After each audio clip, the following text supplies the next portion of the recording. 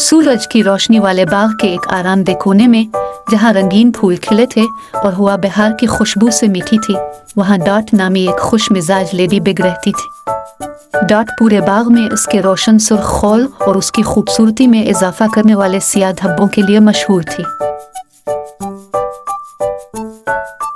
एक दिन जैसे ही डॉट एक पत्ते से दूसरी पत्ती में उड़ रही थी, उसने गिलदाउदी के फूलों के पास एक गैर मामूली चीज देखी। ये एक छोटी नाजुक गुड़िया और पंखुड़ियों से बना इसका लिबास था। इस गुड़िया का नाम पेटल था और इस गुड़िया को एक छोटी लड़की ने यहाँ छोड़ दिया था और वो तन्हा हो गई थी। डॉट, जैसा कि वो नरम दिल कीली थी, गुड़िया के पास गई और अपना तारुफ कराया। इसकी हैरत की इंतहा ना रही जब पेटल ने एक छोटी सी आवाज के साथ जवाब दिया, हेलो, मैं पंखुड़ी हूँ, मैं इंतजार कर रही हूँ कि कोई मुझे तलाश करे। पेटल ने वजाहत की कि वो एक जादुई गुड़िया थी जिसे जिंदगी का तोहफा दिया गया था।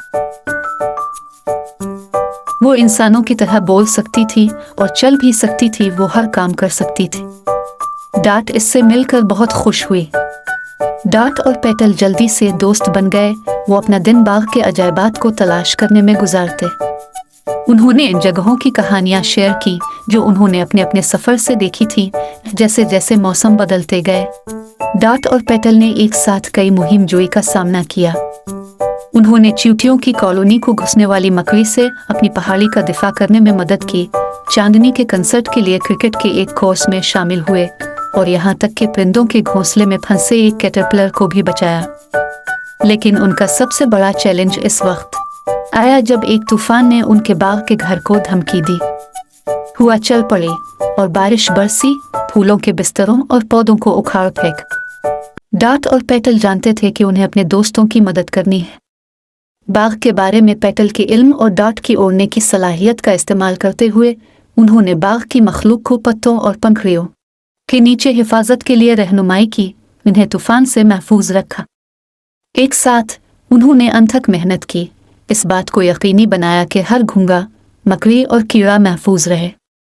जब तूफान गुजरा तो बाग की हालत बुरी हो गई थी, लेकिन डॉट और पंखुड़ी की बदौलत तमाम मखलूकात को कोई नुकसान नहीं पहुंचा।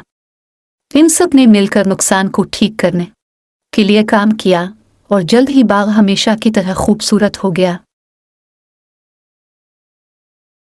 बिलाखिर एक दिन छोटी बच्ची वापस आ गई और खुशी से भरे दिल के साथ पेटल अपने इंसानी दोस्त से दोबारा मिल गए। डॉट ने उनको खेलते हुए देखा, ये जानते हुए कि पेटल की हमेशा उसके साथ बाग में जगह होगी, और इस तरह लेडी बिग और गुड़िया हमेशा दोस्त रहे।